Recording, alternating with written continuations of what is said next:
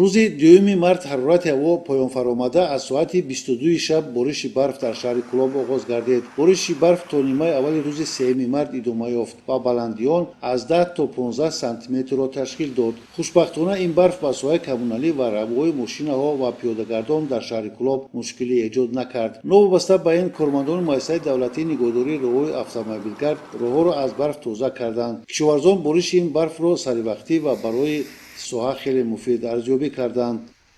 ду барфи охире ки 10 рӯзи ахир мо шоҳиди он ҳастем ва махсусан барфи моҳи мартӣ албатта ки пурра ба манфиати деҳқон, ба манфиати кишоварзон, ба манфиати инсон аст дар маҷмӯъ. аз чӣ хотир? деҳқоне ки заминаш пурра шудгор шуда бошад, захираи нам зиёд мегардад. дар ин заминҳо вобаста ба бедоршавии ҳашаротҳои зараррасон ки фасл ба фасл онҳо аллакай омодагӣ гирифтанд, як маротиба дигар ба кам шудани несту нобуд гардани онҳо мусоидат менамояд.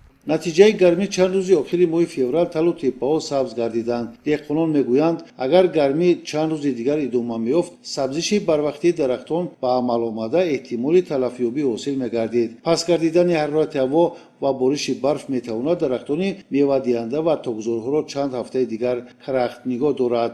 бедоршавии дарахтони бисёрсола ба қафо ғалтида, захираи нами кофӣ дар ин дарахтҳо зоид мегардад ва аз ҳама асосӣ талафоти ҳосили дарахтони мевадиҳанда дар мавридҳое ки минбаъд агар ягон ҳодисаи номатлуб рух надиҳад, пурра пешгирӣ гардид бо боридани амин барфи охирон.